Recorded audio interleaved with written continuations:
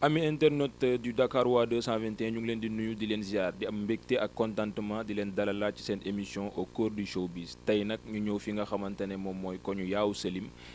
seet si benn ndaanaan ci animation ndaanaan ci acteur culturel yi ndaanaan itam ci li nga xamante ni moom mooy événementiel kooku nag mu ngi wuyoo si turu Waydi ñu gën koo xam tamit ci Youssou Doumbouya Waydi maa ngi lay ziar. sant alhamdulilah mbaa yaa ngi am jàmm. alhamdulilah voilà donc Waydi tey ñu def le déplacement ñëw pour sekk ak yow waxtaan ci ay points yu bëri bi ci njëkk di Galsen Hip Hop Awards beneen bi di actuellement situation actuelle rap Galsen ak également la personne de Waydi en tant que tel voilà donc ñu commencé nag waxtaan bi tàmbalee ko ak une petite présentation de ta part pour ñi nga xamante ne ñi ñoom ñoo ñu seran comme ni nga ko waxee sama tur Youssou Doumbouya la doomu bambara la donc je suis né à Dakar précisément Plateau fa laa màggee donc je suis animateur radio télé promoteur culturel ambassadeur de la culture hip hop et producteur aussi voilà donc maa ngi ci game bi depuis 2006 2007 officiellement commencé ko ci rajo ñëw jàll ci événementiel ba tey ñu toll fii ñu toll nii jot def télé jot def rajo et là ñu ngi ci production spectacle yi. d'accord ñu ngi ci production spectacle yi ah tey nag cette année du moins tombé ak li nga xamante ne su ma jumul moom mooy 6e édition wu Galsen Hip Hop Awards est-ce que mën nga ñu wax rek Galsen Hip Hop Awards idée bi fan la jógee exactement ak naka nga ko tegee en fait dañoo tolloon benn instant boo xamante ne dafa neexul woon ngay yëngu ci benn milieu boo xamante ne compétition bi dafa deewoon ba pare dafa ko seeyoon di ñu toll benn instant boo xam ne ku ci nekk da ngay ñëw génnee lu la neex ku ci nekk da ngay ñëw def lu la neex wax lu la neex am na ñu koy teg fu leer am na ñu ko xam ne duñ ko teg fenn donc je pensais que déjà xam nga liggéey bi ñuy def nii tamit xam nga dafa laaj xam nga sargal dafa laaj guddi boo xamante ne day fësal le bon côté bi li nga xamante ne dañ koy def ba pare le mauvais côté ñu xool nan lañ koy xam nga ajuster ba nga xamante ne dina normal quoi donc ñu am idée bi depuis 2013 bëggoon ko lancer mais bon après il a fallu que ñu def benn recul parce que keroog comme RDV laa nekkoon ci la ñu ñàkk benn baas donc ma delluwaat ginnaaw replier parce que événement la boo xam ne mënoo ko def tant que amuloo partenaire médiatique te partenaire médiatique buy def télé boo xamante ne dina la mën a parce que genre cérémonie télé moo la mën a gunge xam nga pour mu am jëmm bi mu mën a am donc mooy loolu et à partir de là ñu replier dossier bi et puis on a pris le temps de mieux soigner des choses xam nga demander à des anciens xam nga ut ay conseils fii laaj ba pare concevoir affaire bi de sorte que buñ ko tàmmalee du taxaw voilà parce que am na ñoo xam ne dañuy ñëw commencer def benn wala ñaari édition après ñu réer dootoo leen déggaat am na ñoo xam ne dañuy ñëw def benn édition affaire bi 10 ci ñoom duñ bàyyi donc ñun boo nattee tey 6 éditions ci Sénégal la ñu nekk ñëpp xam nañu organiser nu mu mettee 3-4 éditions boo ko defee jàmbaar nga tey yàlla alhamdulilah du mu wax ni egg nañu fu sori mais on a encore un long chemin à faire mais 6 éditions c'est pas rien du ndaw donc ñi ngi dolli sant rek te di ñaan yàlla xam nga yàlla may ñu doole fexe ba dimbali ñu ñi nga xamante ne comprendre luñ ci lu bëri ñu comprendre ko un jour xam nga ndax ñëpp mën cee ànd parce que ñëpp ànd ci li ngay def moom amul fenn yombul tamit donc nous n'attendons pas à ce que tout le monde soit d'accord avec nous mais au moins qu'il respecte ce qu'on essaie de faire te loolu mooy li ci ëpp solo donc événement bi gars yi xam nañ ko ñëpp ko moom Sénégal yëpp ko moom waaye di moomu ko Point Blank moomu ko tey fi mu ne nii bu ma ko buñ ko defatul xanaa gars yi ñëw fëgg sama buntu ko ne ma waaye di bu ñu yëpp waaw mi ngi noonu donc événement la boo xamante ne bu ñu demee ba benn instant boo xam ne chaque année xam nga askan wi gars yi mouvement hip hop bi ñëpp a koy xaar gars yi génnee ay produits wala ñi nga xam ne def nañu lu rafet fës ci liggéey dañ koy yàkkamti parce que xam nga dinañ ñëw dinañ ci fës dina leen yokkal visibilité dina am benn plus bu mu leen yokkal ci li nga xam ne mën nañ ko boole ci seen CV et je pense que loolu mooy li gën a important donc dañuy natt at bi ñi nga xam ne ñoo gën a fës liggéey ñooñu ñu boole leen ci benn plateau de prestige boo xamante ne leen ñii ñooy ñi nga xam ne def nañu loo xamante ne ren laaj nañu tàccu leen ñu njàmbaaral leen voilà voilà donc ma koy rappeler donc comme ni nga ko waxee sànq ñu ngi ci 6e édition bi ren et on est à quelques jours de l'événement fan la préparatif yi toll actuellement fi mu ne lépp pare na tey fi mu ne nii bu fekkoon bu événement bi doon suba sax ñun pare nañu parce que ñun moom dañuy jël toujours de l'avance. dañuy jël toujours de l'avance parce que man moom damay sonal sama gars yi c'est-à-dire Youssou bii ngeen fekk nii mu toog nii tey xam nga tranquille kafre et tout mais boo ma fekkee sama événement da nga naan kii du moom parce que bon dinaa def tout parce que lan moo tax may def loolu c'est pour ànd ak benn rigueur boo xamante ne gars yi buñ ñëwee dinañ xam ne lii du liggéeyu benn fan yow yàgg nga ñëw comme ni nga ko waxee sànq xam nga li nga fay fekk xam nga organisation bi set na xam nga sécurité bi taxaw fu ñu war a taxaw hôtesse yi taxaw fu ñu war a taxaw parce que T-Event mi ngi def liggéey bu intéressant donc waxuma ko parce que sama soxna moo koy gérer mais gis naa liggéey bi mu fay def te nit ñi gisal nañ ko seen bopp tapis rouge bi teg nañ ko fi ñu ko war a teg boo duggee ci biir xam nga tout est nickel nominé yeeg invité VIP yi ñoom ñëpp ku ci nekk fi nga war a toog ñu bind sa tour ne la fii ngay toog donc loolu yëpp du liggéeyu benn fan ay coordination la yu dul jeex il faut nga coordonner ko ak salle bi nga koy defee il faut nga coordonner ak organisation bi il faut ñu coordonner ak artistes yi il faut ñu coordonner ak seeni manager te loolu yëpp ñëpp tamit war a coordonner ak télé bi nga xam ne moo ko war a def en direct donc wax ak kii wax ak kee wax ak kële loolu yëpp boole ku ci nekk ànd ak ci benn fiche conducteur bi nga xamante ne ñëpp xam nañu cérémonie bi nii la war a dérouler voilà donc loolu du liggéeyu benn fan ay réunion tamit yu dul jeex la fëgg ay buntu yu dul jeex parce que événement bi tamit quoi qu'on dise xam nga nekkul tëb damay organiser rek moo koy def donc il faut un budget boo xamante ne dina la mën a permettre nga jël yenn affaires yi en charge yoo xamante ne c'est assez important te loolu je pense que ça nous prend presque toute l'année pour préparer ko te pourtant benn guddi wu 3 heures de temps kese la voilà donc mu nekk ay explication yu am solo par rapport ak fi nga xamante ne foofu la préparatif yi toll ak démarche yi nga xamante ne def nañ ko pour la réussite de l'événement mais cette année ñu gis benn feebar boo xamante ne mun naan dafa bett ñëpp aussi jaxase yenn programme yi donc tey ren en termes d'innovation programme bi naka lay demee nan lay tëddee exactement. programme bi ren c'est prévu à huis clos. D'accord. waaw ndax feebar bi mbas bi moom xam nga comme ni nga ko waxee jaxase na lu bëri. et voilà te ñun nag même su fekkee gars yu bëri nee nañu waaye ñu xam nga ministre bi autorisé na événement mais ñun bëgguñu jël risque boo xam ne dañuy dem ba ci biir ba pare ay yenn affaires yi di ñu bett donc du coup décidé nañu ne maintenir huis clos bi nga xamante ne moom la donc huis clos bi suñ ko waxee maanaam nominé yi kese ñooy ñëw te ku ci nekk pour nga bañ a wéet dinañ la permettre benn nit gunge la ngeen ñëw toog voilà mais tout de même on sera en direct sur DTV et en synchronisation dans l'émission Nous dans Nous sur 2STV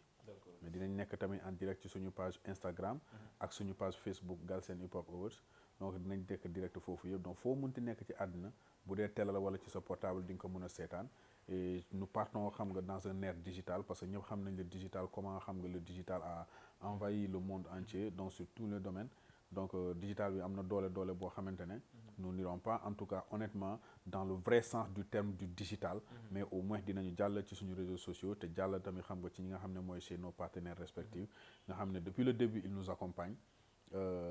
ànd ceeg tamit xam nga suñu partenaire bi nga xamante ne mooy waaw moo ñu xam ne moom moo ñuy commandé le trophée yi depuis la Chine. D'accord. Voilà Fati il est actuellement en France moom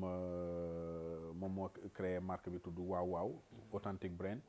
c'est une marque sénégalaise créée par un Sénégalais pour les Sénégalais et le reste du monde. Voilà donc moom mi ngi Paris am na boutique Thiès am na boutique Dakar France la nekk donc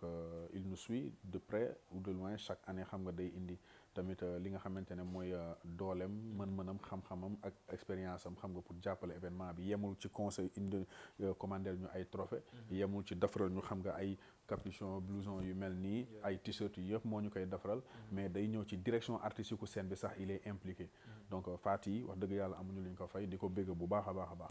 voilà parce que mi ngi noonu donc huis clos bi noonu lañ ko tëralee nominé yi ñooy ñëw mais on sera en direct sur les télévisions parce que loolu mooy li nga xamante ne ñeme nañ ko def parce que ren bu may wax ne dañu naroon ubbi cérémonie bi xam nga pour la sous-région africaine ñoom tamit ñu ñëw bokk ren lañ ko naroon def mais mbas bi moo tax mënuñu ko def donc on les a informés comme quoi que li ñu prévoiroon def xam naa dañuy bàyyi ba 2021 incha allah bu fekkee mbas bi jóge na fi ñu mun ko def tranquillement voilà. D'accord alors kii di Galsen Hip Hop Awards di sargal comme ni nga ko waxee sànq te xam nañ ne rappeurs sénégalais yi dañoo bëri donc ma bëggoon ñëw rek ci question bi nga xamante ne moom mooy la sélection wala boog la présélection des artistes comment ça se passe parce que nekk na loo xamante ne bon ñu bëri dañ ci commentaire mais sûrement peut-être amuñ la bonne information si yéen comment vous procédez pour sélectionner artistes yooyu. Man je dirais que foofu vous vous trompez ils ont parfaitement les bonnes informations parce que bu ñu tollee ci 6e édition chaque année ñu dem ci rajo yëpp wax expliquer leen nan lay demee chaque année ñu dem ci télé yëpp wax expliquer leen nan lay demee chaque année interview yu mel nii on en fait énormément expliquer li nan lay demee dinañ ko wax tamit ci conférence de presse bi expliquer nan lay demee amul benn yoon ci juróom benni at yi ñu génn yëpp question boo xamante ne tontu nañ ñu laaj nañ ñu ko lu jëm ci Galsen Hip Hop Awards te tontu ñu leen wala joxuñu leen réponse yu claire artistes nominés yi ñoom ñëpp ils ont reçu les informations par mail ñam na ñoo xam ne dañ leen di woo sax directement wala ñu yónnee leen message am na ñoo xamante ne dañuy dugg ci page Facebook Galsen Hip Hop Awards foofu critère u 2015 yi ba tey ñoo fa nekk ba tey d'accord te wax nañ leen képp ku soxla information ci Galsen Hip Hop Awards bu la ko waaye di joxul wala bu ko kenn ci organisation bi joxulee wala boo ko déggulee télé wala conférence de presse bi rëcc na la wala jotoo ko seetaan télé boo duggee ci page Facebook di nga ko gis d'accord donc nous avons tout pour informer tout le monde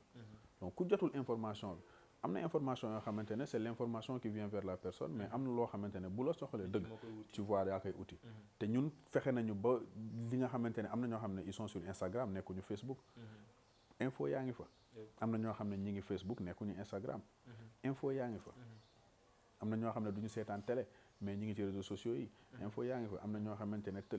duñu nekkuñu ci réseaux sociaux yi mais dañuy seetaan télé info yaa ngi fa am na ñoo xam ne nekkuñu ci réseaux sociaux yi du ñu seetaan télé rajo rek la ñuy déglu te rajo yi yëpp wax nañ ko fa wax ma léegi lan la ñuy def xanaa tey haut-parleur di wër ci dëkk bi waaw mais xam nga bon lu tax ma poser la question mooy surtout ci ñi nga xamante ne moom moo nekk la nouvelle génération parce que man daf may dal parfois yaanaa yow xamante dañ naa ma mais man génnee naa projet mais xaw ma nu may def pour ba bokk ci jongante bi su ma ko mën a waxee noonu donc moo tax ma ne bu ma ñëwee tamit naa la poser la question peut-être yow ñoom ñoo ñu contacter pour wax nañu dañoo bëgg a bokk c'est le comité d'organisation et les animateurs ñooy def présélection yi par exemple organisation bi dinañu approcher tous les animateurs on a 19 animateurs waxuma la Dakar kese mais même dans les régions ñoom ñëpp dañ leen di wax ku ci nekk nga envoyé ñu liste bi nga xamante ne yow jàpp nga ni diggante septembre daaw ak septembre ren lii moo génn lii mooy li nga xam ne mooy featuring bi gën a fës lii mooy li nga xamante ne mooy son yi gën a jàll ci sa émission nga defal ñu ci liste yooyu yëpp bu ñëwee fii ñun organisation bi ñun tamit def nañ suñu recherche xam li génn xam li kii yëpp ñu ajusté ko balaa ñu koy publier officiellement dañuy génnee benn liste provisoire boo xam ne dañ koy posté ne leen nag présélection bi ñu ngi koy waaj lii ak lii ak lii la ñu jàpp ne moo génn ku fi gisul sa bopp te nga xam ne war nga fee bokk contacté ñu wala koo gis ni war na fee bokk te gisoo ko fi te xamul ni instant yi nii publier nañu liste bi boole leen ñu ak moom man mii personnellement nekkul man maay gérer page boobu par exemple mais damay publier léeg-léeg numéro yenn artistes yoo xamante ne awma seen numéro ci sama page ne leen j'ai besoin du numéro de tel et tel et tel et tel am na ñoo xam ne dañuy tagger artiste bi ci boppam ci commentaire bi comme ça ma mun ko contacter directement pour mën a am numéro am na artistes yu bëri yoo xam ne noonu laa amee seen numéro kuy jéem a xaaj dina def loolu voilà donc dañuy jéem a dajale l'événement est un événement fédérateur il faut que gars yi comprendre loolu jéemuñu diviser kenn waxuñu kii moo dàq kee wala kee moo dàq kii waxuñu kii moo def lu baax wala kee moo def lu bon waxuñu kii def na lii du ci bokk wala kee wax na lee du ci bokk l'événement est à tout le monde est le bienvenu mais nag ci kaw nga respecté li nga xam ne loolu la événement bi laaj pour nga bokk ñun nag ay nit rek lañu njuumte mun na am fu bëri mais je pense que tey Galsen Hip Hop Awards tolluñu foo xamante ne dinañ juum ci yenn affaires yu important yi quoi franchement d'accord donc aussi réponse boobu noonu leer na pour gars yi nga xamante ne peut-être ñu ngi doon posé wu cette question là présélection yeeg yooyu donc dégg ngeen réponse bi nga xamante ne waa di joxe na ko si ren nag ñu am tamit beneen mbir mun naa ne boo xamante ne dañ ko seetlu parce que ay at si ginnaaw wala su ma juumut l'année dernière on avait vu ki nga xamante ne di Dip Doundou Guiss nekk un artiste ci bokk ci poids lourd rap Galsen defoon une déclaration ne dafa retiré woon ci rap Galsen Hip Hop Awards alors cette année ñu gis ko ci ñi nga xamante ne ñoom lañ nominé qu'est-ce que ban plus la yokku tey Galsen Hip Hop Awards wala boog réintégration Dip Doundou Guiss ci nominé yi comment ça s'est passé xam déjà salut à Dip en fait beaucoup de gens dañuy def ay intervention wala ay sorties wala bu ñuy def ay interview il parle comme si man perso wala organisation yi perso dama am problème ak Dip humainement parlant j'ai pas de problème avec lui yaa ngi dégg léegi nag peut-être que xam nga il a eu quelques soucis wala quelque chose yoo xam ne dérangé na ko par rapport à l'organisation y a eu quelques explications yoo xam ne man mii perso am naa ko ak moom xamal na ma li nga xamante ne moo ko dérangé xamal naa ko li nga xamante ne li mu foog du loolu s'il décide de se retirer ren boo jékki-jékki gisaat ko fi c'est-à-dire gis nga ñëpp a ci am wàll événement bi ñëpp a ci am wàll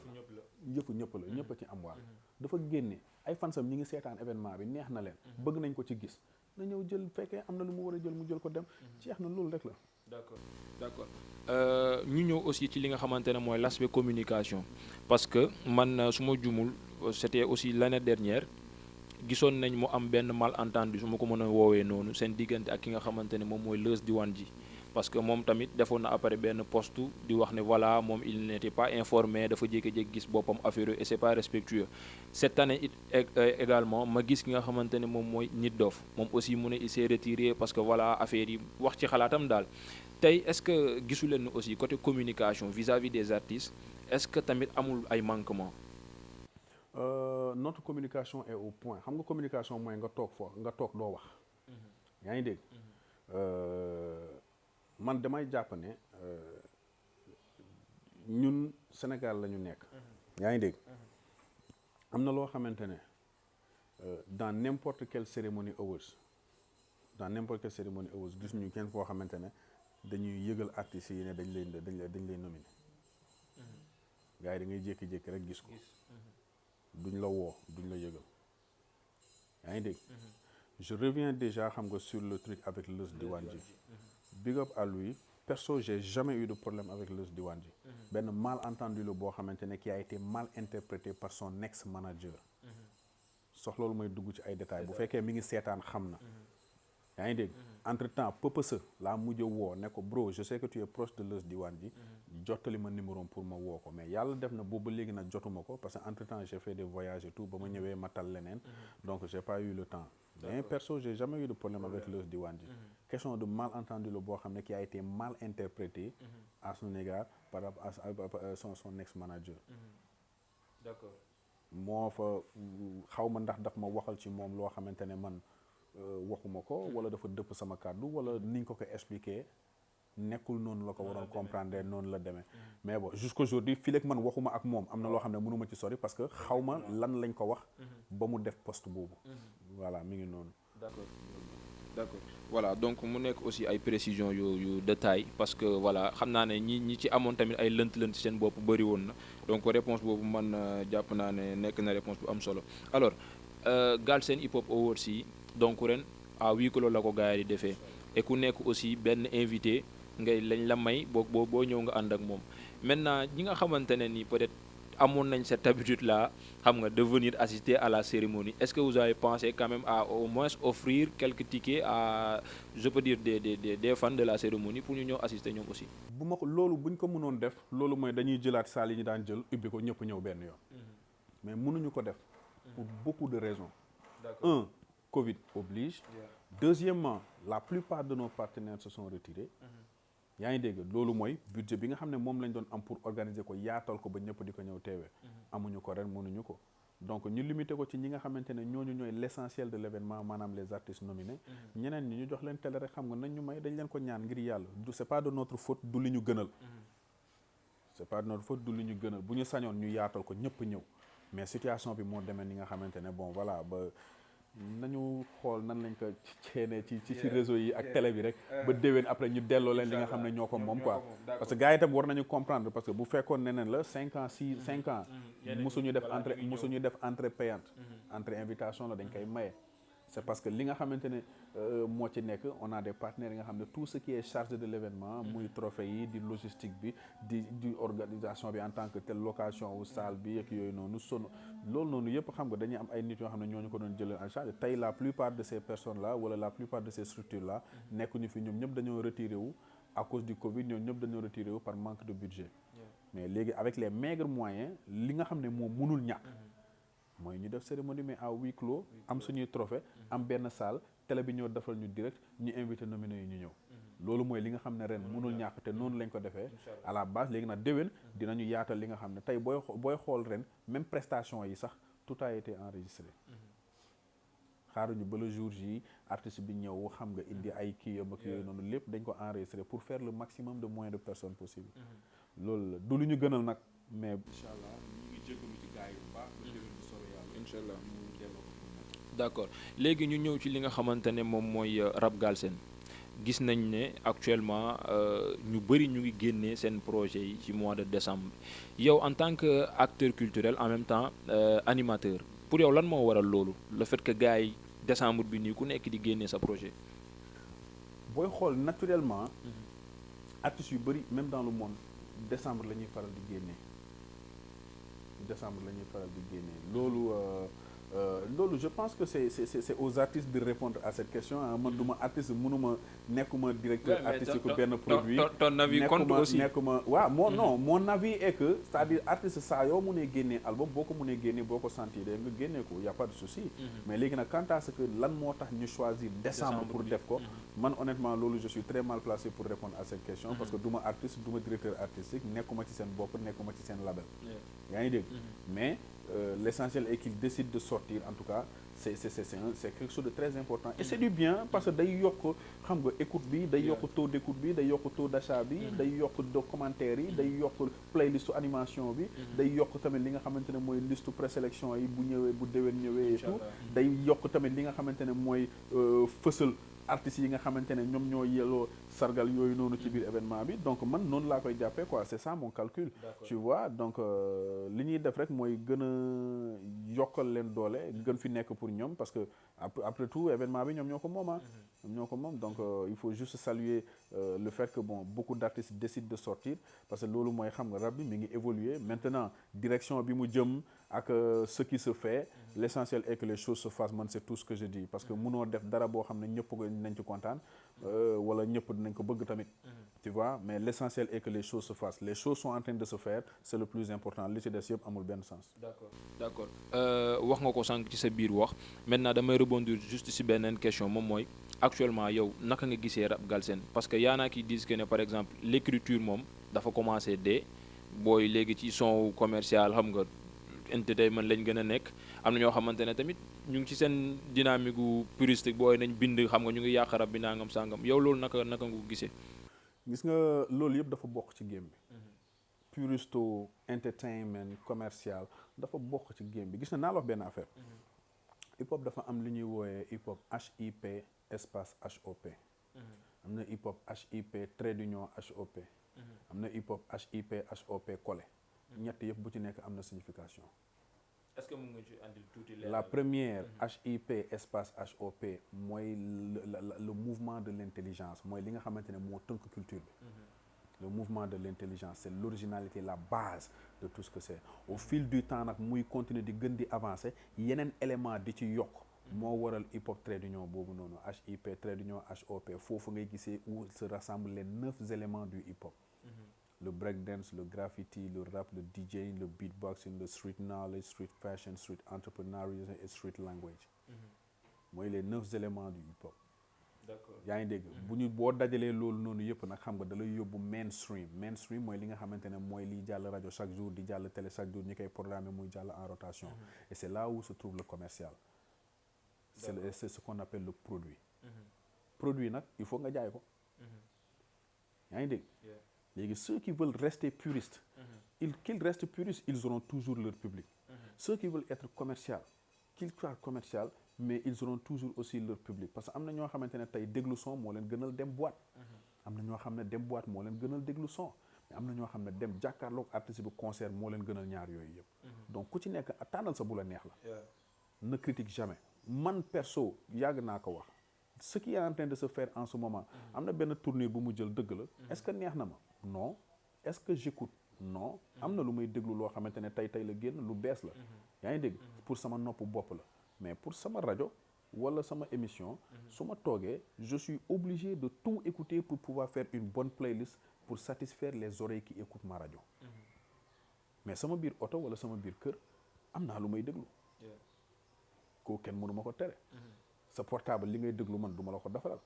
kii portable lu muy déglu duma ko defaral mais sama biir kër sama biir oto sama portable man tamit li may déglu te waa c'est personnel mais li nga xamante ne mooy jàll suma émission il m'arrive souvent ma tegal la sama émission ay son yoo xamante ne boo ñëwee sama kër wala sama biir oto du ma ko déglu yaa ngi dégg ça ne veut pas dire que baaxul c'est juste que c'est pas mon choix yaa ngi dégg mais tamit nag c'est ok hein dans le hip hop de dire si un artiste est nul nga ne ko su waay il est nul ah loolu dara nekku ci. semaine bii ñu génn mu am ñaari sortie d'album yoo xamante ne voilà moom aussi am na lu mu yokkal rap Galsen surtout ci mois de décembre bi muy la sortie de l'album de Samba Peuzzi Sénégal Boy ak l'album de Ngaaka Blindé Secret 7 est-ce que déglu nga ñaari album yi. J'ai un peu écouté l'album de Samba terminé wu ma ko nag honnêtement. Ngaaka bi j'ai écouté aussi 2 sons terminé wu ma ko parce que maa ngi ci va et vient yeeg daw ci préparation bi. mais xam nga je vais prendre le temps de tout écouter incha allah bu événement bi passé parce que nii mënuma ci. bu ma ko dégloo tamit du ma ko dégloo ak du ma ko dégloo attentivement quoi te bugguma déglu à moitié. actuellement ba daal l'événement prend le dessus surtout. chez moi en tout cas waaw am na ñoo xamante ne moom waaye événement wu pas seen yoon nekk événement bi déglu Samba wala déglu Ngaaka moo leen gënal. mais chez nous moom instant yii nii l'événement prend le dessus quoi. D'accord. ba next week incha allah. alors Wady est-ce que mën nga ñu wax sa top 10 rappeurs sénégalais yi nga xamante ne. ñoom ngay sa top 10. d'accord top 10 nga wax de. 10 rappeurs. waaw j'aime pas ce genre de truc. non j'aime pas ce genre de truc parce que ça te met en mal avec toi-même en fait. mais nag dara nekku ci dara nekku ci y a rien de mal à poser la question parce que tout simplement même artistes yooyu ñoom ci seen bopp. am nañu ay top 10. am nañu ay top 10. am nañu ay. bon je vais te donner une liste c'est pas en ordre nag c'est pas sama ordre. D'accord. mais je vais te donner benn top 10. D'abord on a Xuman. Nix. Gaston. Ndongodi. Canabasse. 5. Deep. 6.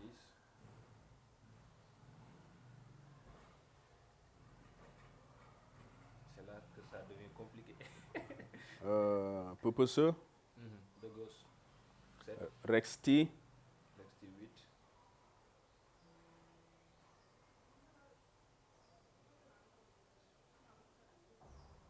Presque 2. Ni Dof. 9.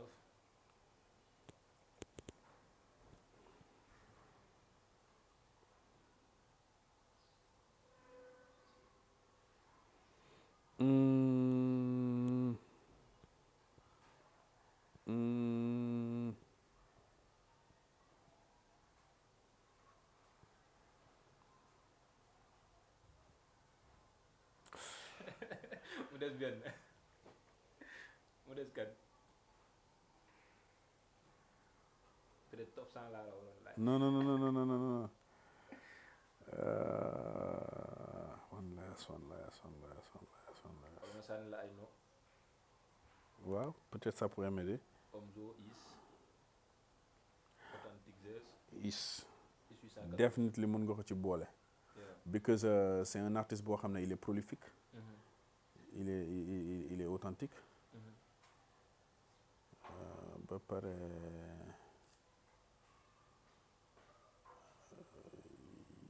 il a la tête sur les épaules malgré un peu son côté. waaw moom mooy loolu. maa ji double disque d'or. c'est tout lui voilà. donc loolu c'était le top 10 de Wady ñi mu cité wul aussi voilà comprenez que c'est juste voilà une question. xam nga gars yi moom parfois. yeah. ouais c'est pas forcément que ne voilà vous êtes les 10 meilleurs ci gars yëpp quoi. léegi ñu ñëw ci beneen question moom mooy dañ gis Wady ci ay casquettes yu bëri wax nga ko sànq Wady bon père de famille ça c'est obligatoire ñu gis animateur télé rajo xam nga businessman d'ailleurs sax looloo andi su ma juumee aka serious business bi xam nga kon loolu dinañ si ñëw loolu li ko andi dinañ si ñëw mais fi ma bëggoon ñëw rek mooy est-ce que tey Wady bokk na ci ay projet mu dem ba teg labelam boo xamante ne voilà il va produire des artistes. Bien sûr mais tollaguma foofu parce que comme je disais il y a pas longtemps am na ci benn interview bu ma ko wax c'est-à-dire un label dans le vrai sens du terme c'est à se poser la question ndax am na Sénégal parce que bon fii gars yi li gars yi wooye label man j'aime bien qu'un label fonctionne exactement comme un label artiste boo koy signé c'est signer un contrat officiel un contrat boo xamante ne ay avocat dañ koy lire wala ay huissier dañ koy lire xamal artiste bi ne ko nii na ak nee la ak nee la lii mooy say avantage lii mooy say les inconvénients de si tu signes wala si tu signes pas whatever boo déggoowee ak label bi xam nga war a def sa pour sa album normalement am na benn somme boo xam ne war nañ la ko tegal somme boo xam ne dina la mën a permettre xam nga boo nee carrément dama bëgg a dem tourner ji clip Dubaï ñu daggal la billet nga dem Dubaï boo nee da nga bëgg voilà xam nga benn mannequin bu mel ni je sais pas man benn Adja Diallo wala benn Amber Rose ñëw feeñ sa vidéo normalement label bi war na mën a mu lijjanti loolu mais loolu yëpp c'est des choses yoo xam ne ça coûte de l'argent est-ce que tu es un artiste boo xamante ne produit yooyu somme boobu ne bu ñu ko defee ci yow est-ce que tu seras productif di nga leen ko mën a delloo parce que bu ñu ko delloowul ci sa njëgu album njaayum album lañ koy génnee léegi yow sa album imagine toi bu jaree mais nga broke amoo xaalis qu'est-ce que les gens vont se dire mais pourtant son album a cartonné lan moo tax amul xaalis parce que année boo demee States par exemple noonu lay demee artiste boo signé ci label bi da ngay ñëw ñu jékki jom benn la somme benn de dire 1 million de dollars mun nañ la ko jox carrément vite fait xam nga pour te préparer mais sa clip bu ñu la koy tournel ñoom ñoo lay jëlal appartement ñoo lay jëlal réalisation kër bi nga tourné sa clip wala endroit bi nga koy tourné oto bi nga ciy dawal yëre bi ngay sol bling bling yi ngay takk gel yi nekk ci clip bi wala figurant yi ciy nekk ñoom ñooy fay loolu yëpp sa album bu jaree ñu xool ok keroog clip bi temps la ñu dindi enregistrement bi au studio l'ingénieur temps lay fayeku ñu dindi ki composé beat bi temps la ñu dindi gel yi nekk ci clip bi ak yooyu noonu yëpp ñu dindi lépp li nga xam ne ñoom dépensé nañ ko dinañ ko dindi finalement par exemple bu xaalis bi doon 100 000 francs par exemple tu te retrouves avec benn 40 000 wala 42 000 par exemple ne moo des yaa ngi dégg tu te retrouves presque avec rien ok ton album se vend yow boo wàccee sa koñ léegi il faut nga defaral sa waa kër il faut nga defaral sa boy yi nekk ci hood bi yaa ngi dégg voilà dëkk yooyu dañ lay contacter ñii naan la waa son est-ce que mun nga libérer sama frère mi ngi jël caution lañ ko téewee que la ñëw ne la non sama doom papa ji dafa dem amul couche amul maam nga na ko rabitaaye ñi nga xamante ne dañ naan non gars yi nekk fi yow son am na benn gain bu nekkoon fële xam nga mi ngi la doon saaga quoi soxnaa ko mun nga ma jël ma nekk sa sécurité parce que maa ngi ci koñ bi defuma dara c'est des gars à qui tu peux pas dire non tu te retrouves ak benn 10 wala benn 7000 francs moo lay dese ci xaalis bi léegi 100 000 francs yooyu yëpp jeex na léegi les gens vont te regarder seetaan sa clip oh le gars il a percé mais dara nekkul ci poche am tu es obligé de redoubler d'effort wala sa ay tournée ñoo la mën a may xaalis te ça dépend du genre de contrat que tu signes avec le label tournée boo munti def y a le nom du label qui figure te seen tour fi mu figuré mooy dañuy am pourcentage ci li ngay liggéey donc faut pas être bête daal si label Sénégal très important très important c'est très important donc ñun waxuma duñ ko def mais dina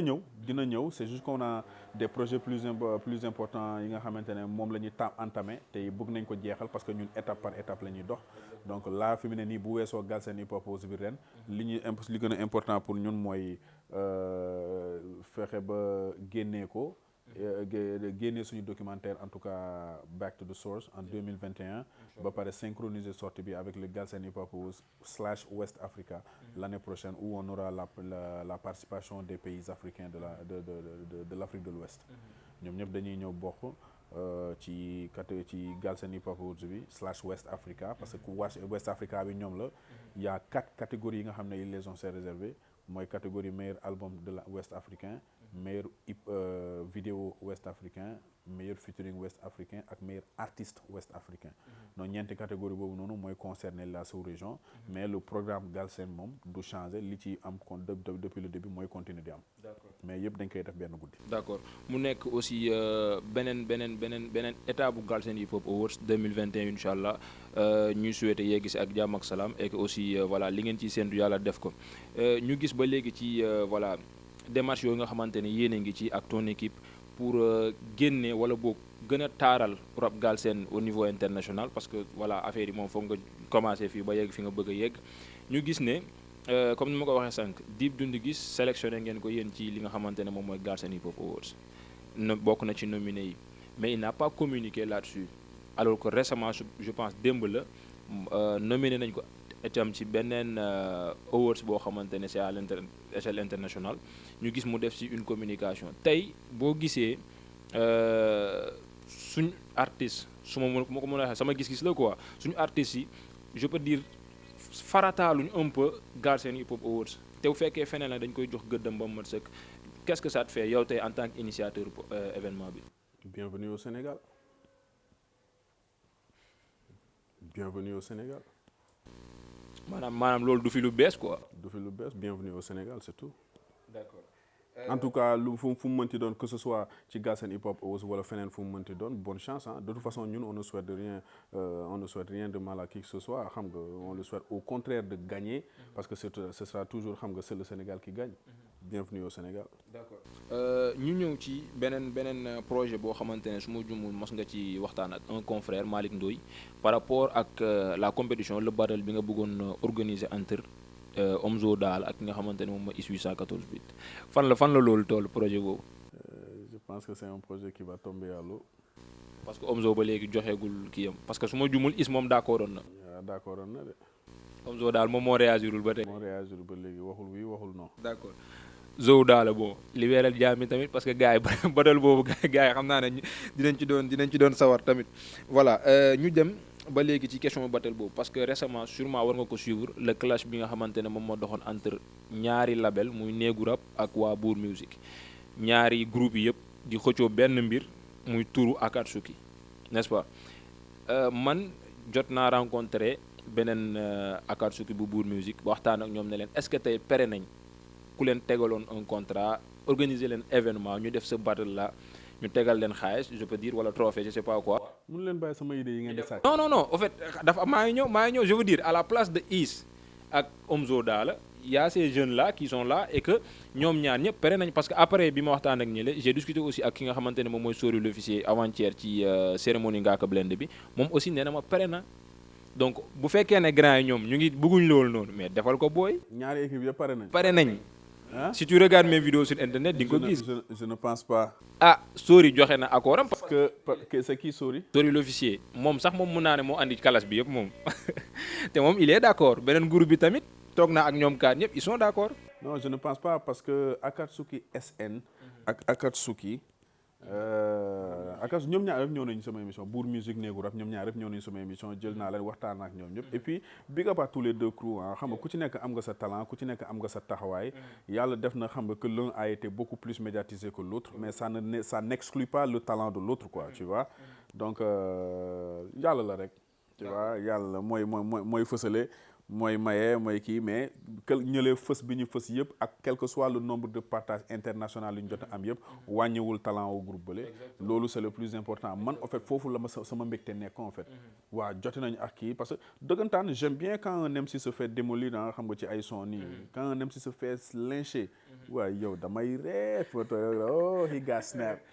j'aime ça c'est le hip-hop tu vois xam nga si tu te fais lyncher tu te fais lyncher si tu te fais avoir tu te fais avoir c'est-à-dire mooy hip-hop boo xamante ne la culture hip-hop ci boppam en tant que tel c'est-à-dire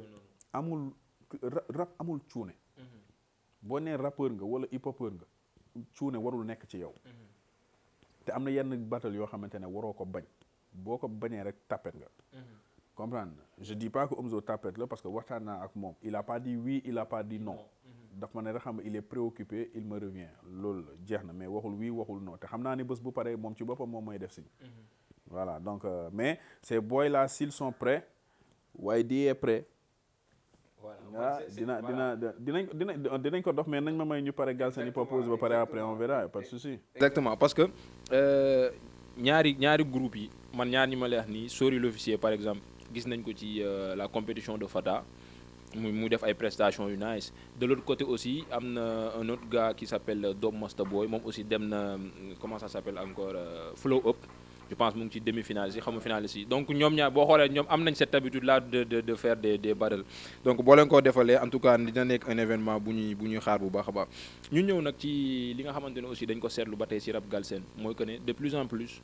jeunes sénégalais yi dañuy ñëw en masse ci li nga xamante ne moom mooy rap Galsen c'est vrai que à la base parent bu nekk comme ni mu koy waxee tout le temps peut-être ce que tu aurais souhaité mooy nga gis sa doom dem jàngi am ay diplôme liggéey nice mais gis nañ ne booy dañ ciy ñëw yow tey nga def plusieurs années ci li nga xamante ne moom mooy rap Galsen lan nga jàpp ne tey un jeune artiste rappeur fii Sénégal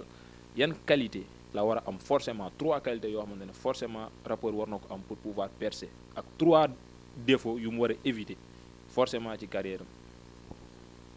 Les qualités qu'il faut avoir déjà à la base. Il faut être talentueux. Quand je dis talentueux maanaam mun rap ci boppam. C'est-à-dire mun rap c'est avoir une bonne diction. yaa ngi dégg avoir une bonne diction avoir un bon flow xam nga et savoir xam nga jouer sur des métaphores.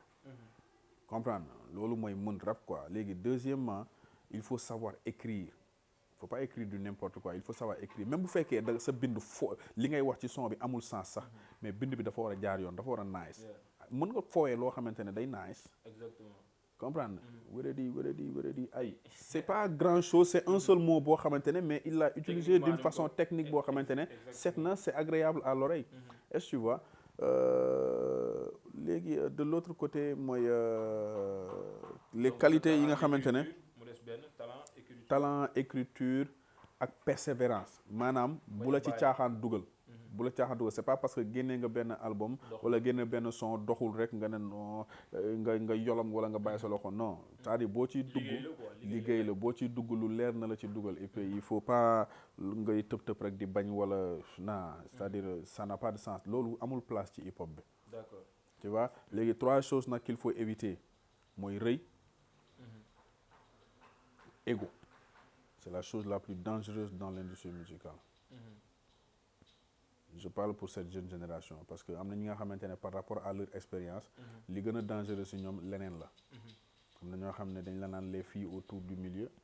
voilà am na ñoo xam ne dañ la naan xaalis am na ñoo xam ne dañ naan le business en tant que tel am na ñoo xam ne dañ naan la chose la plus dangereuse mooy contrat yi ngay signé. ku ci nekk ak niveau bi nga koy comprendre. mais li gën a dangereux surtout que xam nga booy ñi ngi koy dund jamono ji mooy rëy ego bi sonal na leen il faut ñu dal il faut ñu wàcc. loolu c'est très dangereux pour un MC qui vient d'arriver. D'accord. yaa ngi dégg deuxièmement mooy c'est ne pas accepter contre-critique. maa ngi nii ana lañ ma waxul su maay. kay moom saa lu nekk dégg nga ko. ah ana lañ ma waxul. mais nag milieu bi moo tëddee noonu tamit. waaw moo tax ma ne la milieu bi cuune du fi ñëw. waaw oui cuune du fi ñëw man su ma doon tàppee daw naa bu yàgg. tu vois ça c'est une chose boo xamante ne c'est très important que gars yi nañ ci bàyyi xel il faut toujours accepter contre-critique mais accepte aussi les critiques constructives bul wax ne non waroo ma wax waroo ma non il faut accepter les critiques constructives. D'accord. Troisième chose mooy boo xamante ne loolu ci première kii bi sax laa ko waroon boole mooy respect. C'est très important le respect. C'est très important le respect un manque de respect boo nekk ci game bi ngay ñàkk respect. jàppal ni tôt ou tard benn booy bu ñàkk fayda mooy ñëw manque le respect te doo ci mun dara. boo respecté wul ñi ngi fi fekk. ñii di ñëw duñ la respecté. loolu c'est une expérience vécue. dama ko dund dama gis ñu mu dal. bëri sax.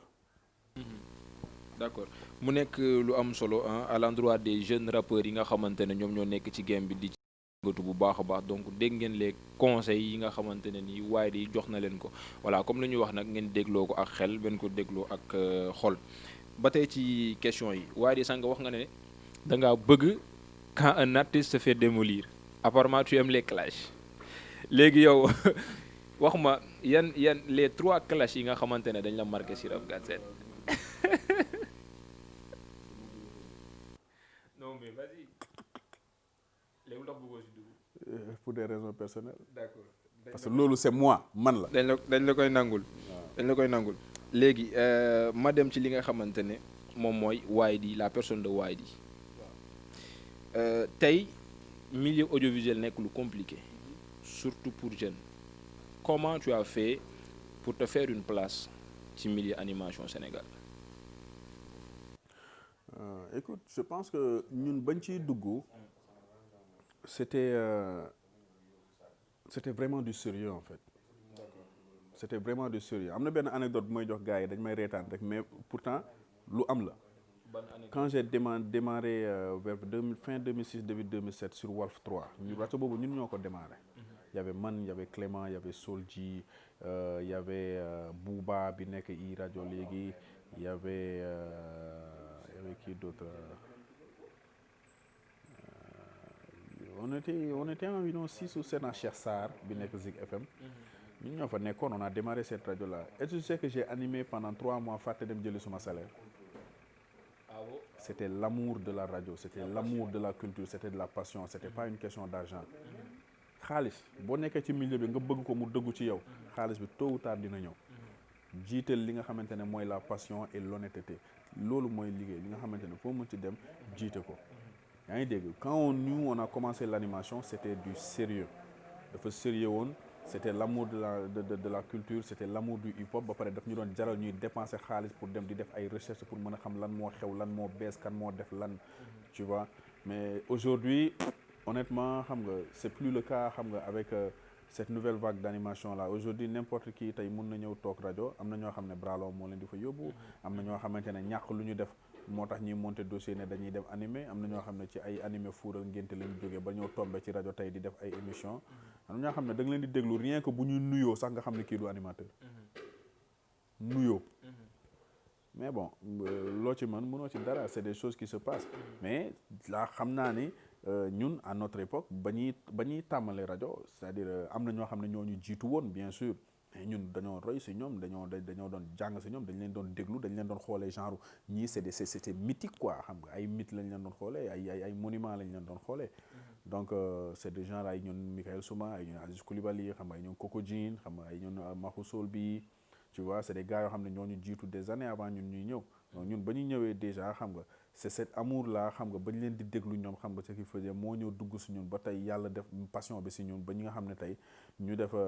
suñuy recherche ba pare xam nga natt li nga xamante ne quels sont les artistes de l'animation ba pare xam nga jàng ko xam ko ba pare doog a ñëw toog rajo man tëb ma rek ñëw rajo ba may ñëw je suis venu avec ma connaissance c'est-à-dire moi quand je viens dans une compagnie je viens avec quelque chose sur la table je viens pas pour apprendre wala je viens pas pour traîner du ma ñëw tardel la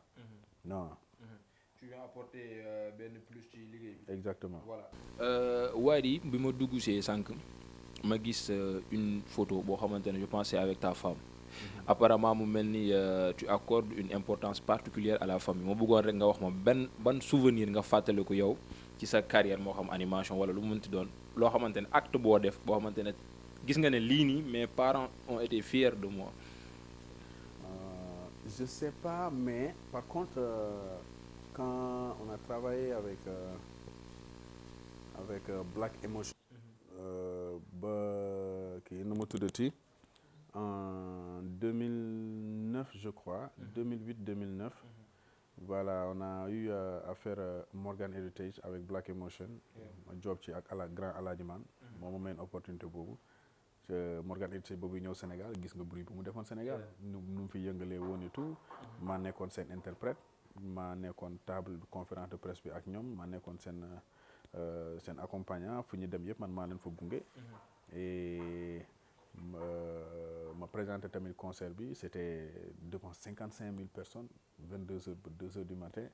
c'était l'un de mes plus grands souvenirs donc gars yi ba ñu ñëwee xam nga le fait qu'on tournait et tout le monde n'arrêtait pas d'en parler la communication était assez forte et tout ma toog presque ay 3-4 jours non ay 5 jours yoo xamante ne gisoo ma sam mère parce que je passais la nuit à l'hôtel avec eux gisoo ma sam mère may laajte ba xam nga mu toog di ko gis télé xam nga ñëpp ñëw di dugg ci gaale bi naa maman ana waaye di lu xew lan la ba jaam ne ko non dafa nekk ci télé bi ak waa Morgan groupe gars yi pour ñoom bu ñëwee sama kër dañ ma fekk foofu ak waa Morgan parce qu'ils m'ont vu à la télé avec eux donc du coup mais bi xam nga après gars yi bàyyi ma fi benn DVD boo xam ne c'était une de leurs tournées et tout donc elle aimait bien mettre DVD bi ku ñëw kër ga mu ne la Youssou mi ngi nii moom ak waa Morgan je voyais que bon xam nga c'était quand même une fierté parce que xam nga elle était contente de mes accomplissements ça c'est une chose mais man perso man maay koo xamante ne dama bëgg sutura trop quoi am na yoo xamante ne bëgguma muy kii quoi donc le fait que xam nga n'importe qui ku ñëw mu tegal la ko c'est une chose qui me gênait neexuma woon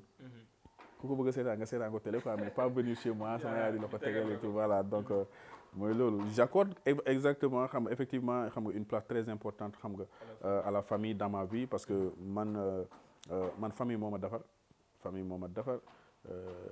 foo munti dem boo tumurankee boo delloo ci famille bi dinañ la ubbil loxo dinañ ne léeg-léeg xam nga famille léeg-léeg aujourd'hui c'est juste un mot wala c'est juste quelque chose qu'on dit mais am na ñoo xam ne gëmuñu ko dëgg la am na da nga am ñoo xamante di nga gis ñoo xamante ne seen noon bi gën a rëy ci àddina seen biir la nekk comme ni ko Matador doon waxee ci sonn booy boo reyee say noon say mbokk jeex voilà donc loolu c'est une réalité mais man quoi qu'on dise xam nga la famille xam nga occupe prend le dessus sur tout quoi. waaw. alors ñun ñëw aussi ci deux dernières questions ci première rubrique bi mooy sa link yi dañoo gis waaye di mu nekk quelqu'un boo xamante ne il est je peux dire très sollicité moo xam fii ak à l'échelle internationale comment naka lay demee yenn affaires yi sa rencontre yeeg yenn artistes yi nga xamante ne peut-être fii ñun on a du mal à avoir accès si ñoom. comme déjà am na ñu ma gis ci documentaire bi teaser documentaire bi. Oh, ok. waaw mais bon non en fait c'est-à-dire gis nga quand un dossier est bien conçu nga am benn CV bu dëgër foo munti dem gis leen peut-être mooy jafe de mais boo xasee ba toog ak ñoom di nga am li nga bëgg parce qu'il faut savoir convaincre il faut savoir vendre son projet man ñi ma jot a gis yëpp noonu laa leen jaayee dama leen envoyé sama CV seen manager gis ni ah kii kat du ko ndaw fi mu jógee def na lii rencontré na diw donc il doit sûrement être quelqu'un d'intéressant ils m'ont reçu de bouche à bouche tête à tête ma convaincre leen et puis ñu accordé ma interview donc voilà comment j'ai réussi à avoir la plupart de tous ces artistes là am na ñoo xamante ne nag da ngay ñëw gis artiste bi ñëw fekk fa beneen artiste boo xam ne xam nga ko tamit nga jël contact bi et tout ñu intéressé sa projet intéressé ko moom tam mu participer ci c'est tous des artistes qui ont décidé de participer dans le documentaire parce que le projet il est concret et am na sens tu vois am na ñoo xam ne ci ay concert laa leen rencontré am na koo xamante ne moom le gars il était tellement occupé que interview bi ci biir otom laa ko defee waaw c'est le vice-président de Def Jam. d'accord Rap Galsen fi mu toll nii wax nga ko sànq ci benn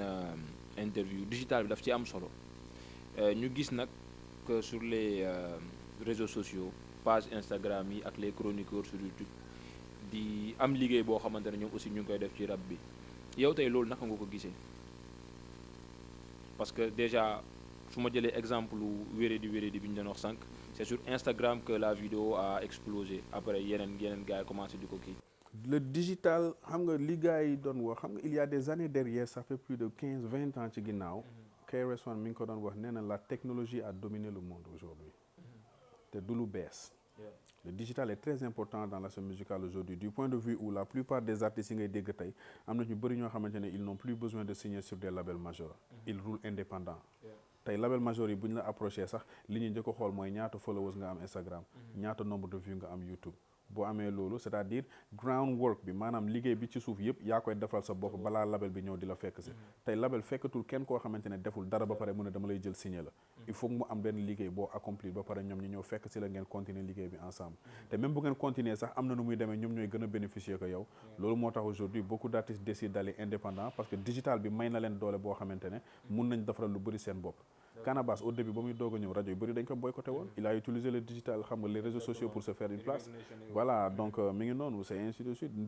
c'est très important képp koo xamante ne daal en tout cas tu as la capacité et les possibilités en tout cas de le faire d'utiliser les réseaux sociaux xam nga pour se faire une place et se positionner c'est vas-y ku ko amul tamit na xam nga na nga ko lijjante parce que c'est très important on en a tous besoin. d'accord loolu nag moom mooy xaaju émission bi donc ñu dem ci beneen wàll gi nga xamante ne moom mooy My Kane et mes choix My Kane vite fait la lii moom vite fait la rek après on passe à autre chose voilà My Kane et mes choix donc dama lay poser ay questions rapides si bon je dirais pas ta vie privée mais say préférence c'est bon waaw ñu ñëw sa plat préféré lan la.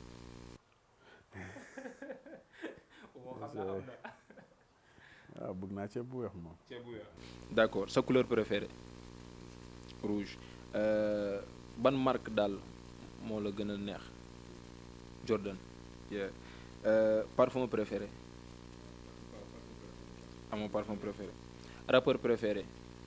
si monde bi pas Sénégal kese si. rappeur préféré benn rek. waaw. xam naa ñi ngay déglu moo bëri moo tax bëgg ñu bëri.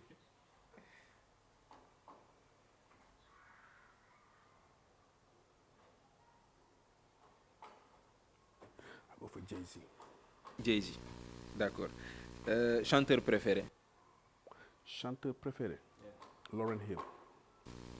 je connais pas mais bon xam naa après naa dem xool ko. entre resto Lauryn Hill mooy gel bi nekkoon Fugees. ouh la la la. ah yeah waaw man tur bi laa xamul jox nga ma un peu. Lauryn Hill. yeah entre resto ak Maïga fu la gënal. Déjà ça fait plus de 25 ans dugguma Maïga. Quand je traînais à la Médina ba ñuy dëkk Plateau daan naa fa dem de temps en temps mais bon c'était pas que j'y étais habitué.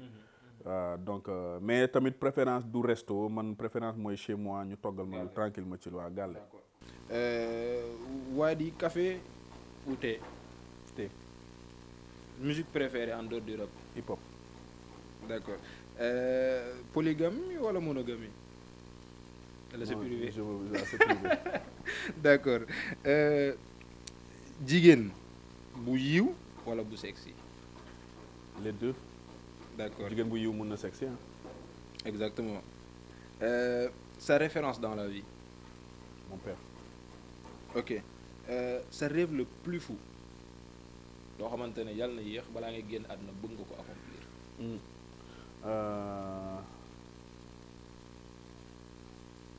Bëgg naa dem Màkk. Incha allah loolu am na solo de yàlla na ko yàlla def. Bëgg naa dem Màkk. D'accord. Dernière question ci phase boobu moom mooy sa passe-temps favori. Mon passe-temps favori. Mes enfants. D'accord, donc c'était votre émission au cours du showbiz ma àndoon ci ak mën naa ne un grand frère quelqu'un boo xamante ne voilà moo ñu jiitu ñun ñëpp ci milieu bi. Wady lan ngay tàggatoo ak ñi nga xamante ne ñoom ñoo ñu doon seetaan. Ça fait plaisir hein, de répondre à certaines questions. Ça se voit que tu as pris le temps de préparer tes questions. Li ma gën a bañ ci interview mooy koo xam ne da ngay ñëw toog di ma poser question yoo xam ne jeeg gestu woo ko xamuloo ko et de nulle part ailleurs tu te bases sur des rumeurs et di bëggee internet yëpp. C'est vrai que je connais pas le site musuma seetaan li ngeen di def c'est une première. Je t'ai accordé l'interview sans te connaître mais bon j'espère que ce sera du bon. En tout cas merci beaucoup d'être passé xam nga naa en phase événementielle moom xam nga mënoo tu peux pas ne pas accorder certaines interviews à certaines personnes. Voilà war nga ma cër xam nga nee naa la fi may nekk ñëw nga donc ñor na la et voilà pourquoi pas di bëgge gaa yëpp di nuyu hip hop Galsen cat ba cat bàyyiwuñu kenn di remercier encore tous les artistes nominés tous les artistes qui ont été nominés et éliminés en présélection ak ñi nga xamante ne bëggoon nañu bokk ci Saayfa yi te bokkuñu ñi bokk ci Saayfa yi yëpp et toute l'équipe surtout ñu ngi leen di béggee bu baax et surtout tamit li ñu dul fàtte mooy suñu partenaires yi nga xam ne fexe nañu ba nangu accompagner ñu malgré Covid bi mooy waaw Arika Shop Dimension ak Orange Sargal ñooñu moom franchement gàcce ngalaama fàtte ñu tamit ministère de la culture ñooñu tamit c'est du bon c'est des ñi nga xamante ne daal fexe nañu ba lépp taxaw waaw Arika Shop moom xam nga c'est